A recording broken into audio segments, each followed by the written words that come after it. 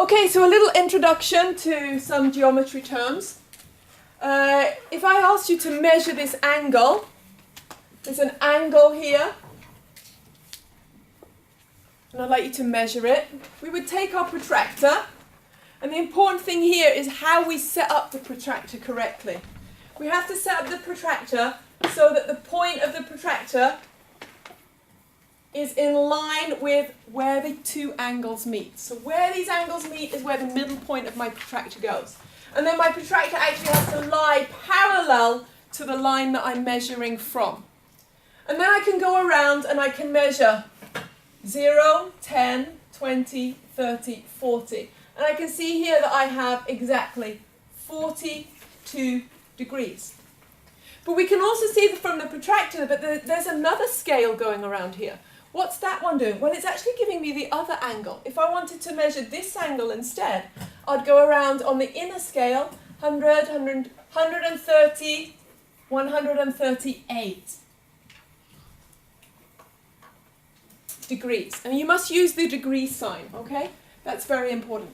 So what does that tell us then? The protractor as well shows us that all of the angles on a straight line add up to be 180 degrees. And that would make sense because we know that a full circle has 360 degrees. So if we went around from this angle all the way around to here, we'd have 360 degrees. So it would be reasonable that half of that on a straight line would be 180 degrees. Another important thing to remember about angles is that the angles of a triangle always add up. It doesn't matter which triangle you make. If you add up angle A and angle B and angle C, you will always get that they add up to be 180 degrees when you've drawn them properly with straight lines. Okay? So all angles of a triangle add up to be 180 degrees. And we have some different names for different angles that are important to remember. If I'm ever talking about an acute angle, it means I'm talking about an angle that is less than 90 degrees. And in Swedish we would call that... Yeah. And if I was talking about an angle that is greater than 90 degrees, I would be talking about an obtuse angle. And in Swedish you would call that? Yeah. And if I was talking about an angle that is exactly 90 degrees, I would be talking about a triangle that has a right angle in it. And it means that one of the angles is 90 degrees. Okay? And we use this symbol often. That little symbol of a little square in the corner means that that is a right angled triangle. So I might not write the number of degrees there, I would just put that little symbol there, and it means that is a 90 degree angle. Then we've got some names of different types of triangles as well. We've got this type of triangle, and we have this type of triangle, and we even have this type of triangle, and we have this type of triangle. What would you call this type of triangle? In Swedish? Yeah, and in English almost the same. Right angled. Okay? Because it has 190 degree angle in it. What would we call this type of triangle? And we'd, in geometry terms, we'd put a little line through here. And it means that these ones have the same length. What do we call this one in Swedish? Yeah. And this one has all the different sides the same length. What do we call that one? Yeah.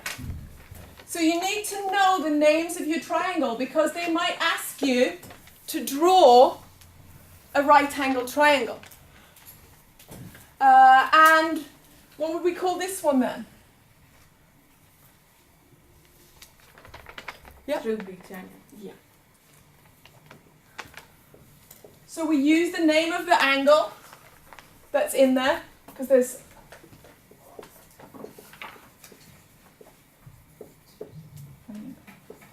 Okay?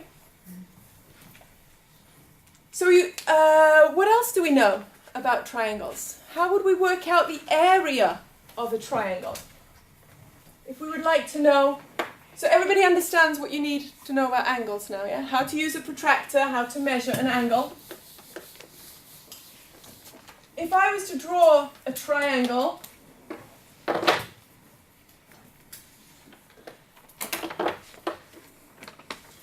that looks like this, and let's say that this side is 10 centimeters and this side is 10 centimeters.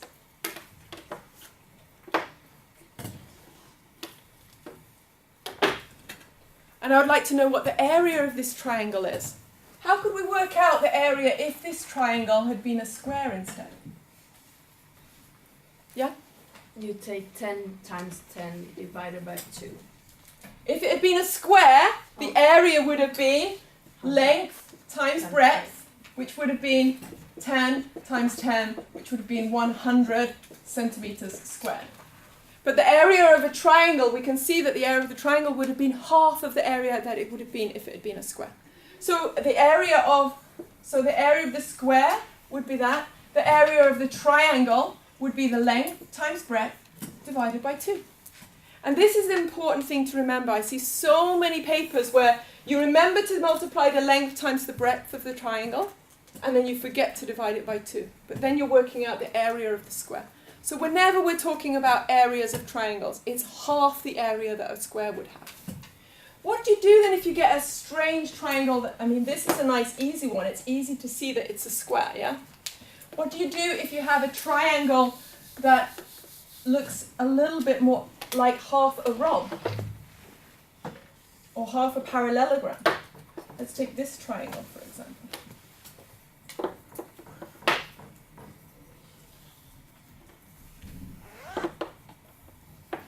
Here's my triangle, almost, and it's actually half of a parallelogram. Let's say that the length here is 15 centimeters, and that the vertical height here, so this would be the perpendicular height.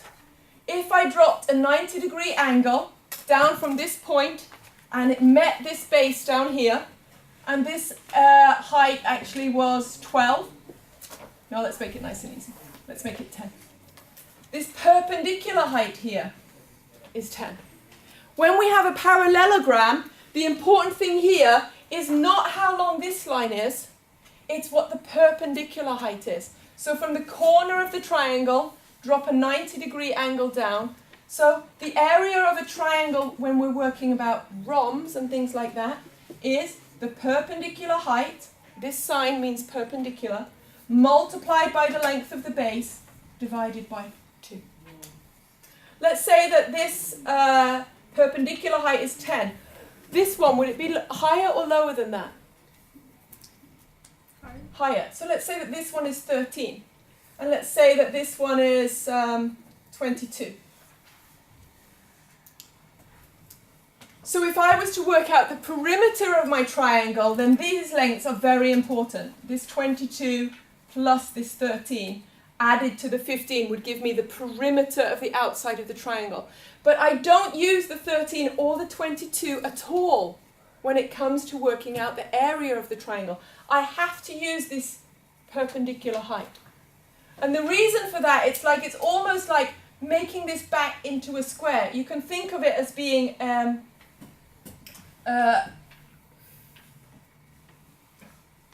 the same as a parallelogram. You use exactly the same formula for a parallelogram.